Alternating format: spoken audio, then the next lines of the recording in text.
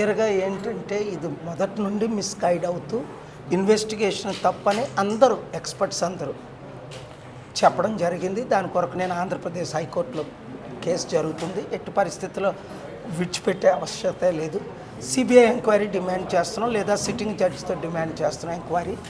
అసలు ఈరోజు ఒక పెద్ద అనౌన్స్మెంట్ చేయాలి. సడన్గా నాకు కాల్ వచ్చి అది కొంచెం 3 రోజుల తర్వాత అనౌన్స్మెంట్ చేస్తే బాగుంటుందని ఆగడం జరిగింది. సో ప్రవీణ్ పగడాల ఇష్యూ ఇంటర్నేషనల్ ఇష్యూ. ఇప్పుడు ఇది ప్రపంచంలో ఉన్న క్రైస్తవ నాయకులు, దేశ నాయకులు వరి అవుతున్నారు. ఎందుకంటే ఈ అటాక్స్ ఎన్ని అవుతాయి, ఎలాగవుతాయి ఎందుకంటే ఈ మధ్యన జరిగిన మణిపూర్ ఘటనలో 1000 చర్చిలు కూల్చేయడం, 1000 మంది కనిపించకపోవడం, ఇదంతా ఒక ఇంటర్నేషనల్ వీడియో. ఇప్పుడు సోషల్ మీడియా ద్వారా ఇవన్నీ సత్యాలు బయటకు రావడం.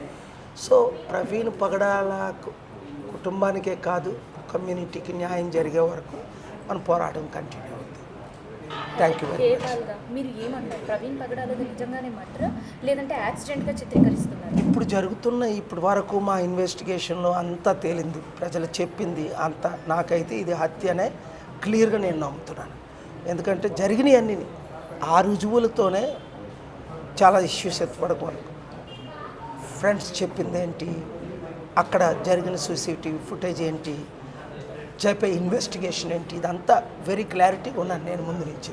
ఇది హత్య అని అది కోర్టులో రుజువు చేయాలి. అయితే కమ్యూనిటీకి సంబంధించిన చాలా వాళ్ళు ఒక ప్రశ్న లేవనెత్తున్నారు. నిజంగా అది ప్రవీణ్ పగడాలనే అయ్యింటే మాస్క్ తీసి సేల్స్ కొనుక్కునేవాడు కదా, అసలు ఎక్కడ కనిపించిన ఫేస్ క్లారిటీ లేదు సీసీ కెమెరాస్లో అని. నేను ముందు నుంచి క్లారిటీ చెప్తున్నాను. ఆ మోటార్ బైక్లో ఉన్నది ప్రవీణ్ పగడాల కాదు, వైన్ కొన్నది ప్రవీణ్ పగడాల కాదు, లేదా కొనేది మగం చూపిద్దరు, తాగేది కూడా మగం చూపిద్దరు.